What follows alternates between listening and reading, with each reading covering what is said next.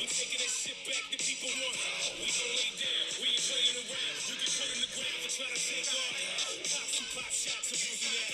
Government got some but want more.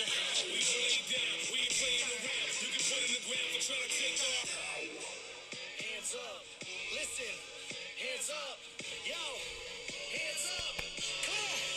Hands up, hands up, hands up, everybody hands up, hands up, hands up, everybody hands up, hands up, hands up, everybody hands up, hands up.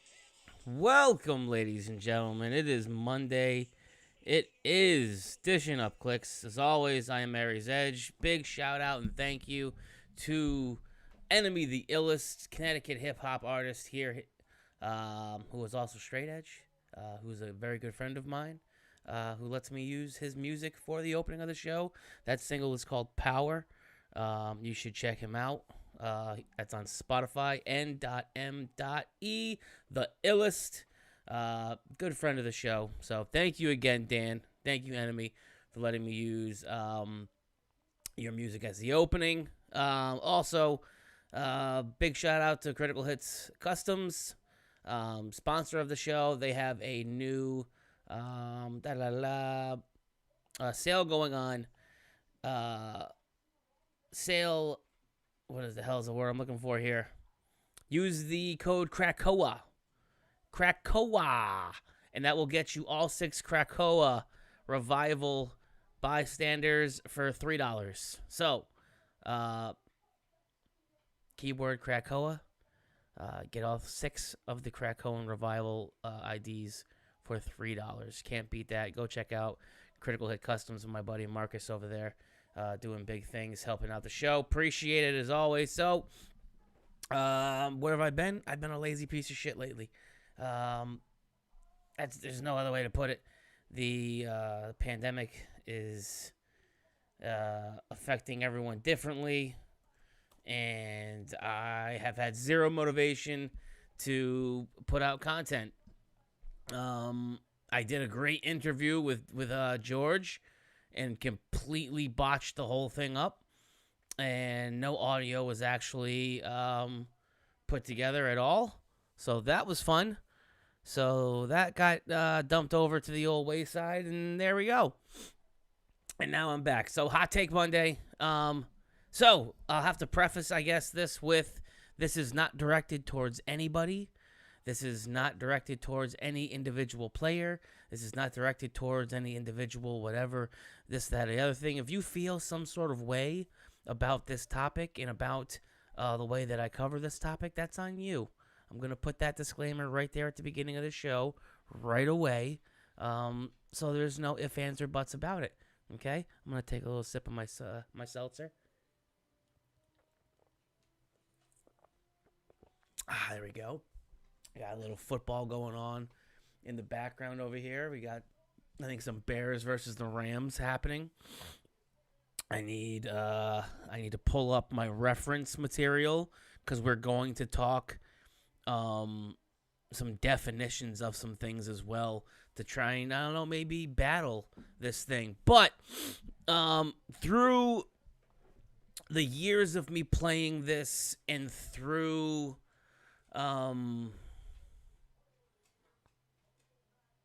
I guess recently with a lot of tournament play that I've seen, there is a shitload of stalling that goes on in the game.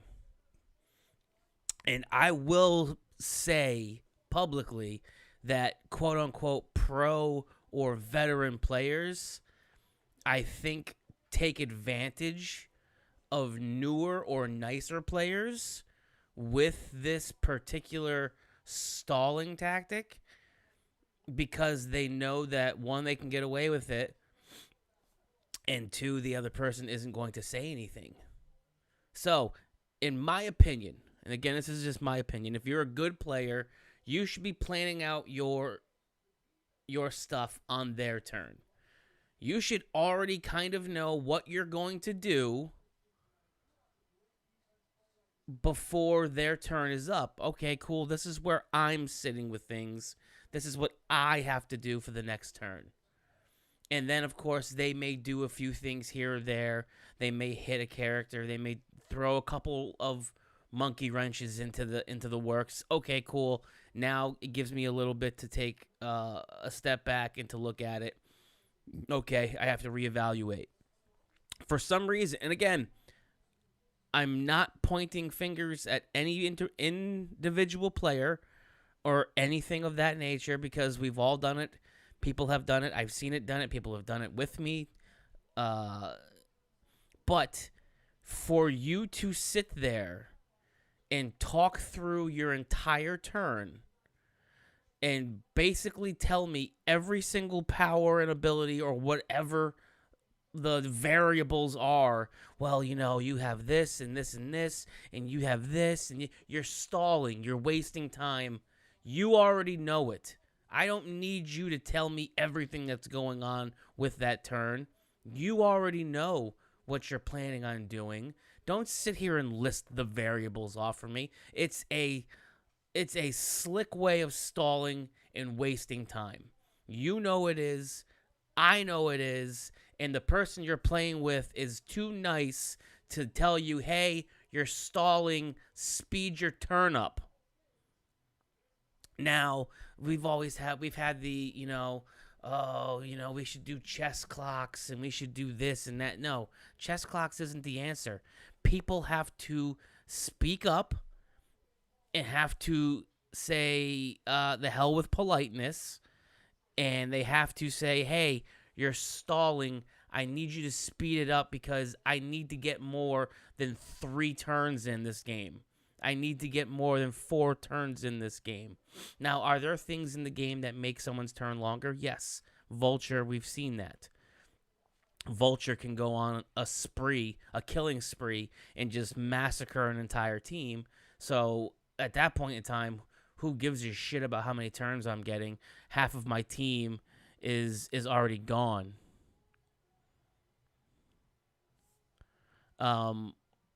So what's the point of me being like, oh, okay, I guess, like, hey,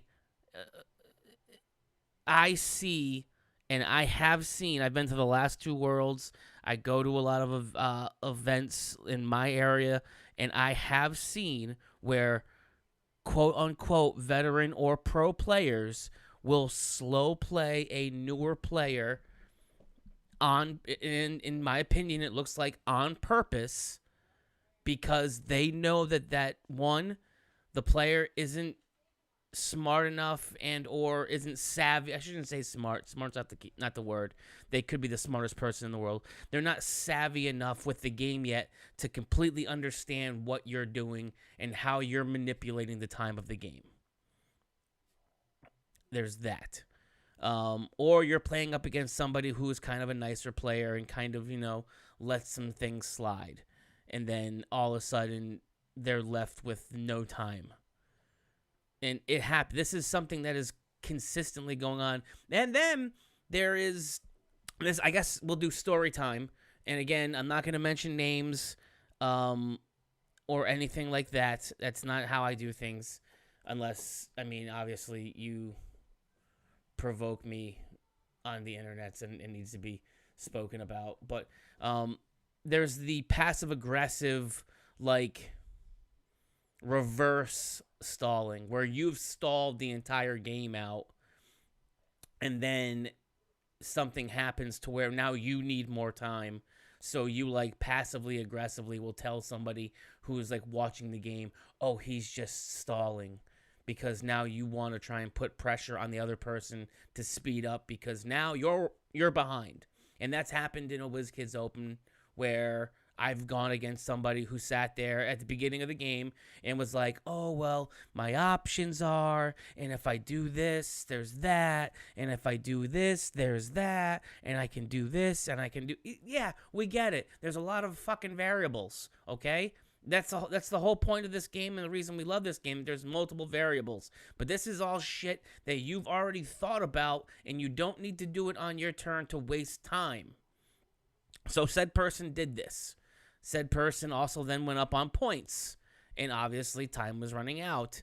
I then pulled a risky move, and I rolled for a charge breakaway. And again, it's a 50-50 charge breakaway. If I miss it, okay, cool, it's an action token. The guy stays. I've wasted an action. But if I hit, I get the opportunity to try and then deal some damage. Well, I rolled the breakaway. I charged away. I hit with blades and KO'd a figure. And now I'm on top on points, and I know it's getting later in the game. Now, I'm not going to speed through my turns and make bad, poor decisions. I'm going to continue to take my turns like I have been and look through everything and weigh my options, but do it in a manner that is still within the parameters of the game, still inside the gamesmanship, the bubble of acceptance of the game.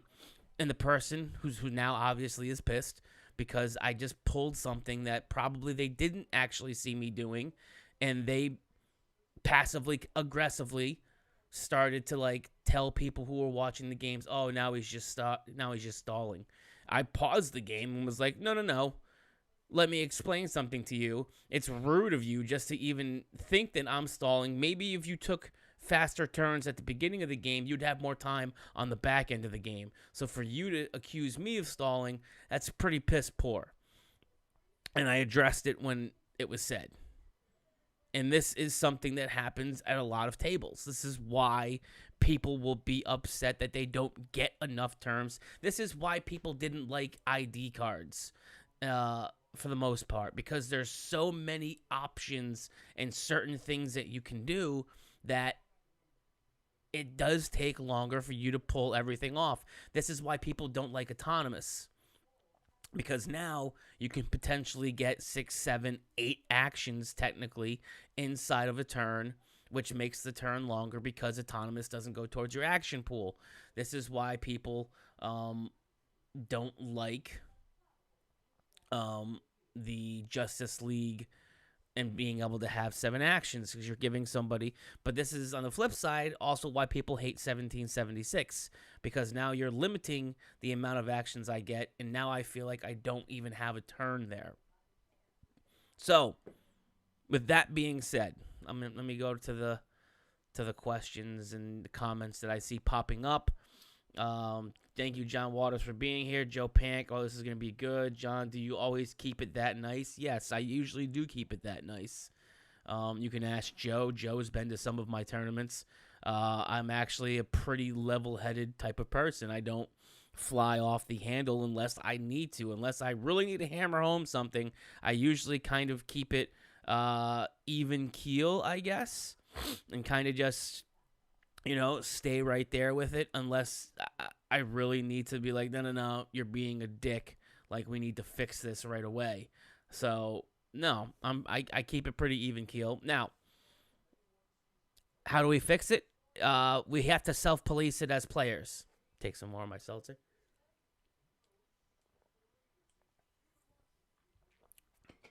Gotta speak up. You have to speak up.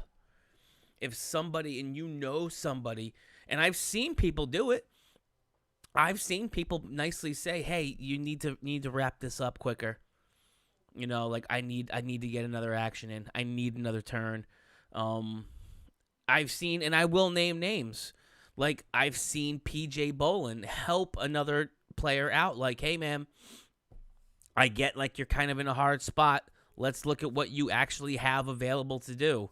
You have this guy pushed. You have this guy available. He can make some attacks here. He can go ahead and barrier. He can do this and that. You've got this. You've got this. These are really your only options of doing stuff." So, like, that is like his polite way of saying, "Hey, I need you to speed up because I need to get to my next turn, because I need kill points, because I need another action, because I want more actions, because I already know what I'm doing next turn." Again, I already know what I'm doing next turn. And then there are some that will let me talk about all the different things that possibly could happen. Joe Pant says, "I like to use 'what are we doing here?' because it can be neutral, kind of kick the gears in motion if someone isn't stalling." Yes, that's a very good point. It's a very good way of letting your opponent know, "Hey, I'm watching this just as much as you are. What are we trying to accomplish here? Let's talk. Like, I'm not trying to rush. Sometimes you just literally have to tell somebody, and this is after maybe you've already told them, like, you know, hey, what are we doing? What are you trying to achieve this round? After 2 of those, 3 of those, it gets to the point of, hey, you need to speed up. There is that. But, and then there are some people that honestly just don't know, and they're trying to sort some things out. They're playing with a new, I played, again, not mentioning names and shit like that. I'm going to keep reiterating that. I played someone at Worlds in Philadelphia, and it was their first time playing Starro. And I'm trying to qualify into Worlds. And I just got sucked out by an asshole playing full point Goblin, hiding on his side of the map, just saying, nope, this is how I'm doing it. So I'm at the last table now, and I'm playing against a guy who's playing a Starro. And I could tell that it was their first time playing the Starro, and they were kind of befuddled as to all the different mechanics and moving parts. So I kindly asked them, hey, what are you trying to accomplish here? Like, have you made your Starro fights this turn? What are you trying? Like, are you trying to block off map areas with this? Are you trying, like, because the person wasn't purposely stalling. They just were playing something that maybe they didn't have enough time playing, which was taking up more time than it should have. Now, again, that's different than what I've mentioned with quote-unquote pro players who will just continually talk their entire turn out, thinking that it's basically the notion and the idea that if I continue talking, it justifies me taking this long of a turn. It actually doesn't justify shit. It just shows you talking and talking and talking, and that's about it. It doesn't justify that you're taking a 10-minute turn because you're talking out all of the options. You and I both know you already know what the options are. I don't need you to talk me through them. Just get your turn going, please. I need to now counterpunch whatever you're planning on doing. So, one of the things that people has always brought up was a chess clock. We need a chess clock. We need this. We need that. No, that is a horrible idea. I don't like the idea of doing a chess clock. I just really don't. I don't think a chess clock will accomplish anything. Judges during the qualifying phases, during Swiss pairings, things like that, they are basically floaters. So you can't really have judge, and they're passively judging. So their job isn't there to police and patrol every single game going on.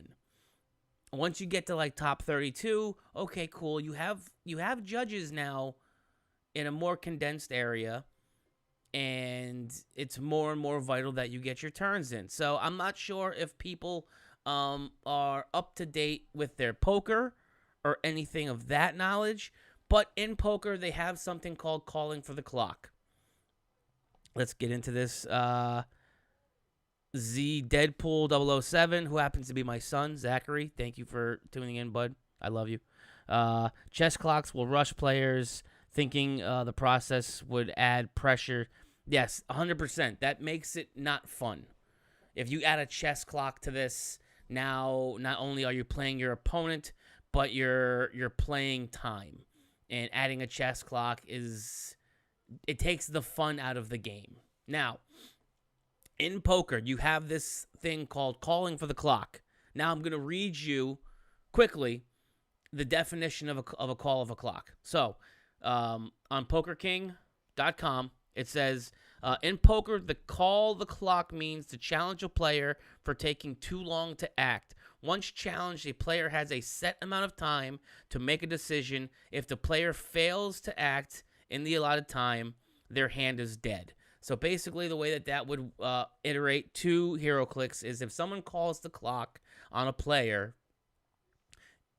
head judge, which is Chris, would come over basically, or you would call, hey, I need a judge, and the judge comes over. Hey, I'm calling the clock. We've been here for 8 minutes now, 10 minutes now. I'm calling clock. Obviously, we would need to have the head judge come into play. Head judge says, cool, you have 2 minutes to finish your turn. You have 2 minutes. Now, obviously, if you're doing a vulture smash and that goes past 2 minutes, if you're actively in actions, that's different. But if you have somebody who's weighing options and really humming and hawing and shit like that, and you call the clock, nope, here, all right, cool, 2 minutes, timing is starting now. Move. Take your action. Once 2 minutes hits, cool, your action is over. Clear action tokens. You're done. Move on. It also says here, a dead hand to someone calling the clock is like mucking a hand, which is basically folding. The hand goes into the blah, blah, blah. Calling the clock is rare in private games, in casino and tournament environments, which is what we're talking about here. We're talking about tournament environments. If this is a home game, which would be like us playing at like our local gaming stores, and we're trying to develop new players, you obviously wouldn't call a clock on them. You would try and talk them through their turn so they become more established and understand the game better. This is why we have new guy nights. Joe Pangrazio just did an online new guy night. Shout out to you. I appreciate you still trying to push rules and new guy nights and things like that to get some of these newer players a little more accustomed.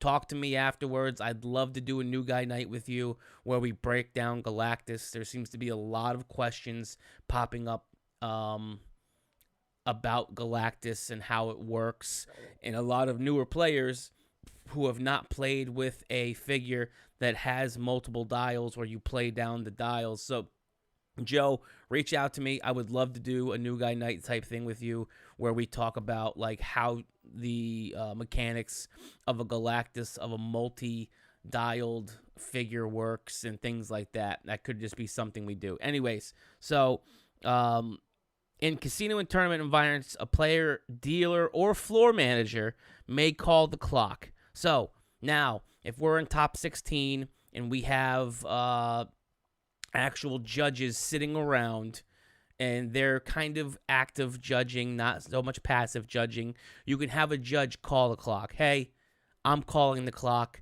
You're wasting time. You have 2 minutes to go. Move it along is basically what they're saying.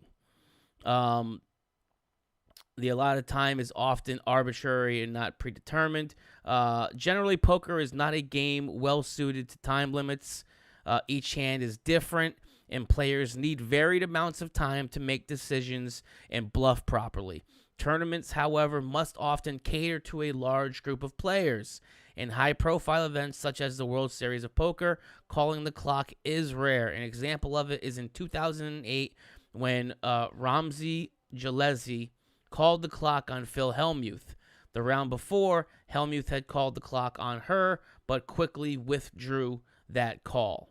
So, again, this almost sits perfectly in the same kind of atmosphere that I'm talking about. Like, yes, each turn is different. Each player is different, and as pointed out in the article, each person is trying to establish the way that you run a control team is different the way that I'm running an Alpha Strike team. My actions are going to be quick, and because I want to deal as much damage, and I already know what I'm planning on doing. If you're playing barrier tech, and you're really having to map out, because if you map something out incorrectly for 1 second, you misplace a barrier, you leave a hole, good players will exploit that mistake.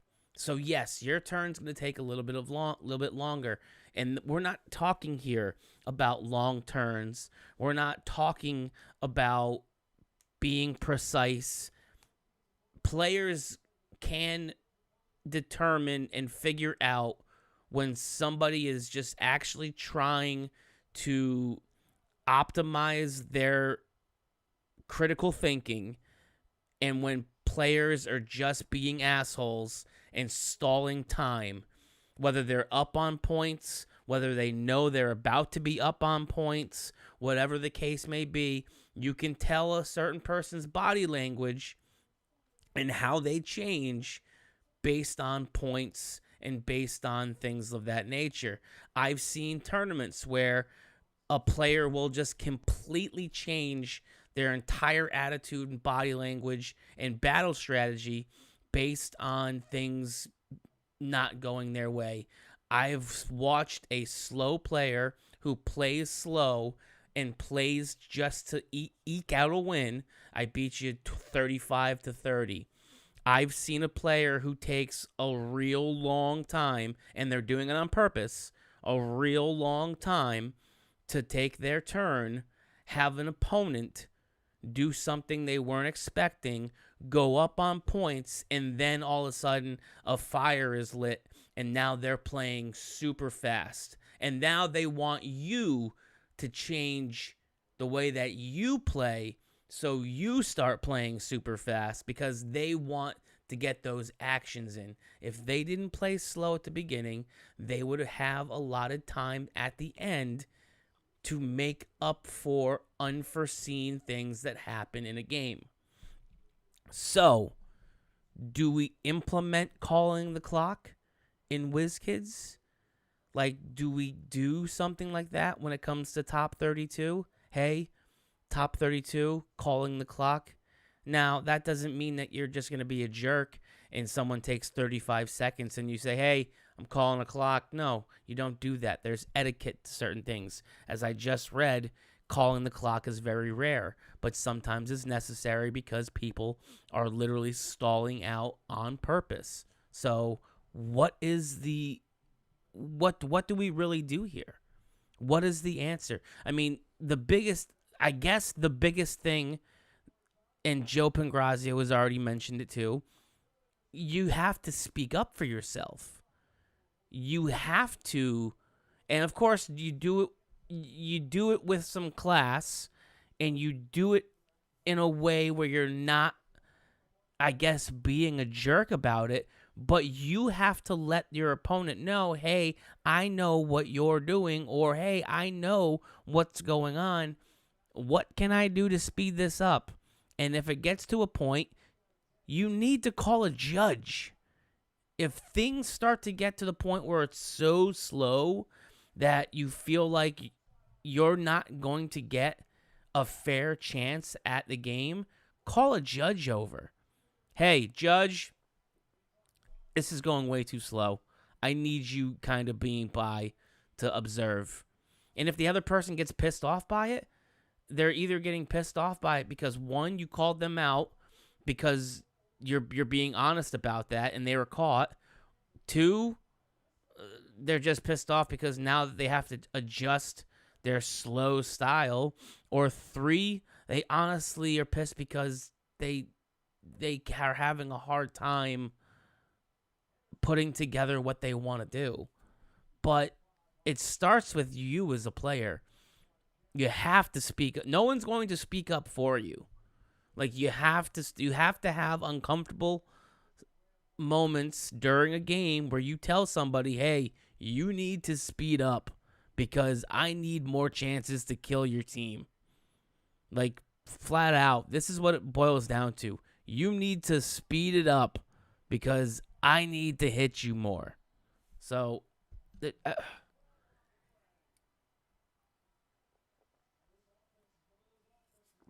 but I was having this thought. I don't know what I was thinking about, to be honest. I was at work. I was thinking about, I think I was thinking about that past WizKids Open and calling the clock, because I used to watch a lot of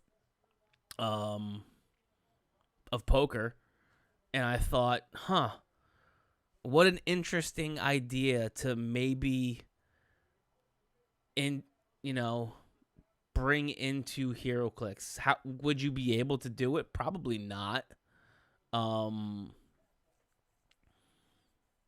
man, I mean, I guess you could.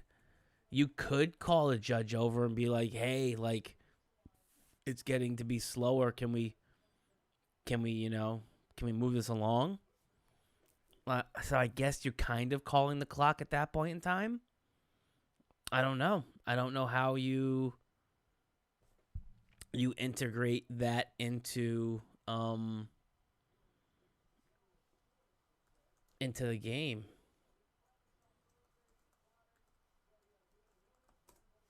So yeah, it's kind of wild. I would not be opposed to it if WizKids came out and said, "Hey, we are going to allow, 2 minutes of a clock is called on you." I wouldn't be opposed to it. But you have to allow so much time to go past before you can go ahead and call the clock on your opponent.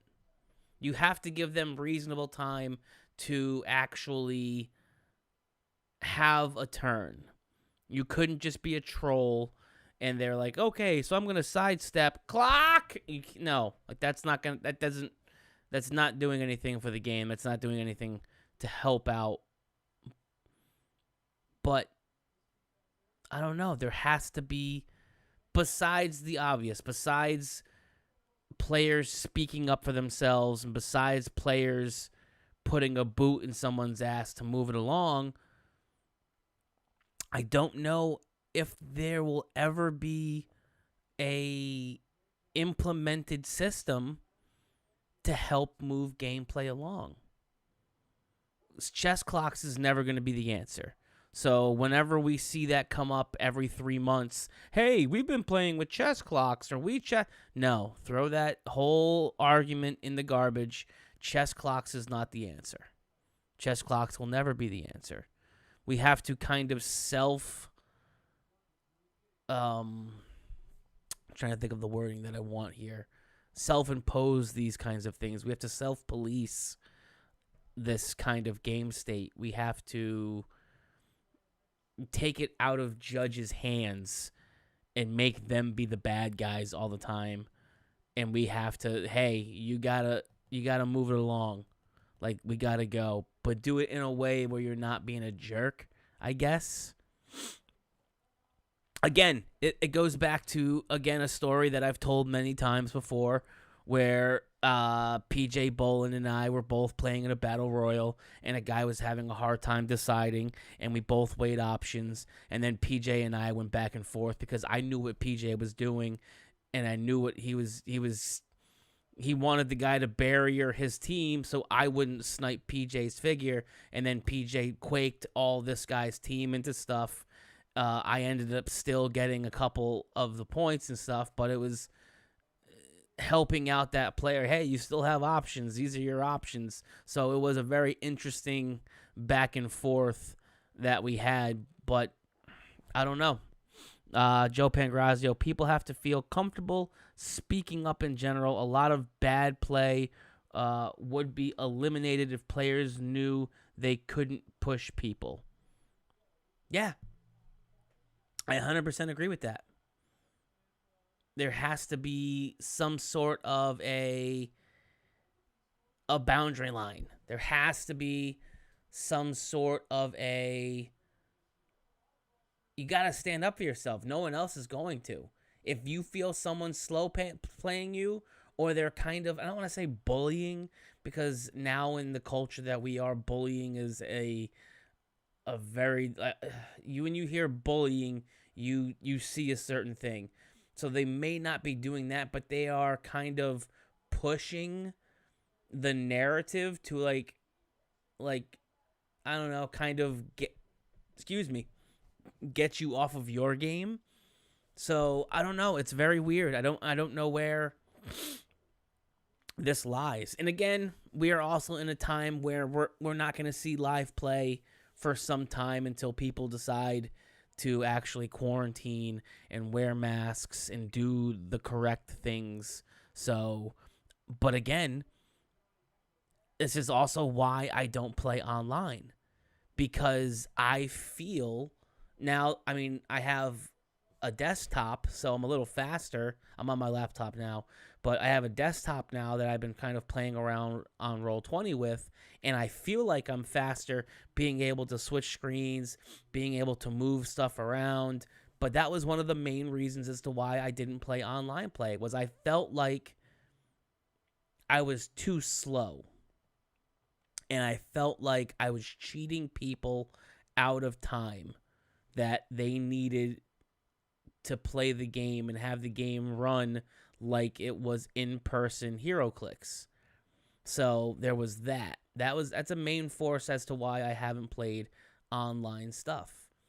But the more and more that we see online play too, it's now even slower, because there are so many other different variables now that you have besides online, besides in-person playing, that people have to click between screens. They have to figure out what click number this person is on, and this person is on, and this person is on. You have to, so it slows the play down even more. Are some of the more experienced players doing that on purpose to drain a clock? Maybe. Are some more experienced players doing that because they're not very good with technology, so it comes across that way? Maybe. Are more experienced players like myself, I'm not really an experienced player, just not playing online events because of the technology they have? Maybe. So it's a weird in between, depending on if you're in person or if you are online. But either way, you need to speak up and tell a person, hey, you need to go faster. I need more time. Like, a lot of these tournaments you're paying to play in too.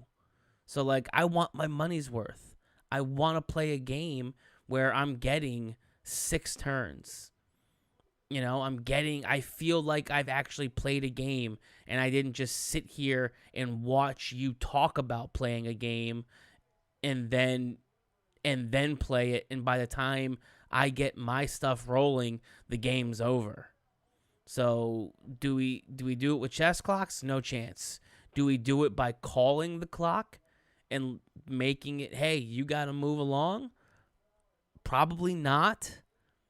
Do we do it by speaking up and putting pressure on this slow playing opponent to make a decision faster, and calling a judge over to let them know, hey, this guy's slow playing me. I need you to stay here to make sure that I've got you here, and that this person doesn't take advantage of there being 120 people playing in the Worlds event at Memphis, and there's only 10 judges, running around trying to answer questions.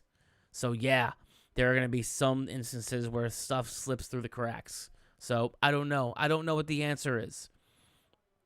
But my hot take tonight would be put calling the clock in. Top 32, you can call the clock on your opponent. If you feel like they are slow playing you, if you feel like they are taking way too much time, call a judge over. Hey, I want the clock, please. Or if a judge is sitting there and they see what's going on, hey, Chris, I believe the head judge is Chris. If Chris is not the head judge for WizKids, I'm going to feel like an ass. Hey, I'm calling the clock on this. I need 2 minutes up, please. Well, why? This person has been in the same spot they've been for at least 5 minutes. They're talking out their turn. They still have 3 actions left. They haven't really done anything. I'm calling the clock on their turn. Okay, cool. Right now starts your 2 minutes. Will it work? Probably not. Is it something to talk about? Yes. Is it something that has been talked about? Yes. Is it something that we know happens and people kind of shy away from calling others out during a match to be like, hey, you need to pick up the pace? Yes. It's an awkward... People don't like having conversations when it's awkward and you're having to I guess, accuse somebody of doing something. But then at the end of the game, you feel like you were cheated, or you feel like an idiot, like shit, I should have said something. It's almost like playing in a game and your opponent gets you in one of those gotcha moments. At the end of the game, you feel like shit, like, man, like this person really let me go through all of these things just so I could waste perplexes, I could waste sidesteps and all kinds of stuff just so when I went to go do what I wanted to do, they say, well, I have stealth, or, oh yeah, by the way, you can't do that, or, oh yeah, and then well, you've already declared. It's a gotcha moment. If you walk away from a game feeling bad because of something that your opponent did, and you could have spoken up potentially, or could have altered the way that it happened, then the game is failing. The game is failing you, because the community should be doing better than that. We as a community should be doing better than that, than gotcha moments and things of that nature. Now, when I say gotcha moments, like if you misplay something and then like you go, oh, like can I take that back? Because you realize you made a mistake, and I say at this point in the game, like, no, I really can't let you take that back. That's different. If I let you set up an entire thing and you're gonna target, and you tell me, well, I'm gonna target him, so I'm gonna perplex this up, and I'm gonna do this and do that and do this and do that and do this and this and this, and you're setting up for this big thing, and then you go to do it, and you go, oh, hey, by the way, yeah, you can't hit that person because Bizarro Green Arrow is next to him. So actually, you're going to be shooting Bizarro Green Arrow. That's a gotcha moment. You don't have to divulge, but you can't say, hey, just a reminder, Bizarro Green Arrow is still here. Like, we should be trying to educate players instead of making them feel bad after a tournament is over and then having them walk away. And I've had players tell me this. I hate playing in meta because there are a few jerks in the game, and I don't like playing against them because I feel bad after playing against them, or I don't enjoy playing against them because of this encounter or that encounter. We need to do better as a community, and we need to get away from those kind of bullshit interactions. So, I mean, that's all really that I have. That's all I really wanted to talk about tonight, was this kind of epidemic of slow play and how we can kind of battle it. And big picture is there's not going to be a rule ever put in play to say, hey, you have to do this or you have to do that. If it's going to fall on you as the player, be a good judge of what's going on. Look at what is happening in front of you, and then make the decision of, okay, I know this person's slow playing me. Let me be polite and say something. Hey, are we good? Like, what's, everything's good? Oh, okay, cool. All right, just wanted to make sure because, clock's ticking. And then again, oh, okay, cool. Hey, are we going to, do you have, you have one action. Everyone's is pushed. Like, I need you to, you have to sometimes push players, because if you don't, they're going to take every last minute available so they can squeeze out a win. And then at the end of it, you're going to look back at it and you're going to say, damn, I should have said something. Damn, I should have done this or that.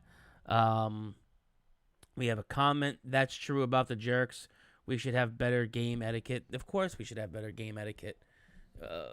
We're a community. We should be promoting our community. We should be. I feel sometimes that players put winning above community. And to each their own, that's fine. If you would like to put a W above the community, then that's fine. But I would rather walk away from a game having some fun and at least being like, yeah, I won, and I won in a way that I don't feel dirty about winning. So, I don't know. But, yeah, I just wanted to come on here. I haven't done a live video in a while, and I apologize. I will be doing more live videos. Go on Dishin Up Clix on the Facebook page. In the description of this video, I will put the link tree in there, which the link tree link has links to my Instagram, the Facebook page, the Patreon, all of that. Also, now that we're talking about that, thank you to all of my Patreon producers. We've got Aaron Lloyd, we've got Emily, we've got Doc Muerto, we've got Markus, we've got Johnny Waters, we've got Peter Cernak over there in Slovakia. Thank you guys so much for being a Patreon. New Patreon stuff has been put in play. At the $5 mark, you will get 6 free bystanders or action tokens from Critical Hit Customs. At the $15 level, you will get a free Dish Crew t-shirt that I will make sure to purchase and get to you. You guys get bonus content, Aries Uncensored stuff that maybe I wouldn't cover so much here during a live video, and I'm maybe a little more opinionated and drop a few more F-bombs because it is uncensored, and I just kind of talk like how I want to. So yeah, check those things out.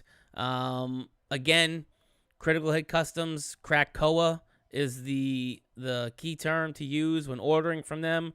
Use the Krakoa keyword there and get all 6 of the Krakoan Revival bystanders for $3 right now with Critical Hit Customs. And Zach says yay for shirts, and he says yay for shirts because Zach is the one that actually created the artwork for the Dish Crew shirt. So thank you to my son for that. I appreciate that very much. We do have a lot of people out there in Michigan who I think are rocking Dish Crew shirts. I know Kenji Kaneshiro from Team Pushin is rocking a Dish Crew shirt. I've got to get one out to our Patreon subscribers that are at that Dish Pan Hands level 15 right now.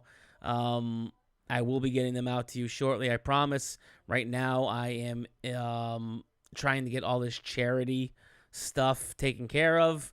So there's that on the horizon. Also, go check out the Halloween Havoc tournament. It is going on now. I think they have been streaming a couple of tournaments here and there. We do have I think 2 more charity events coming up. A food bank one that Aaron Constantine Morgan is doing for a local food bank for him down there in the Georgia, Alabama area. So, yep, that's what I've got. Thank you. I appreciate it. Guys, be safe. I hope you're having a great start to your week on Monday. Monday Night Football is on. Go enjoy your rest of your night.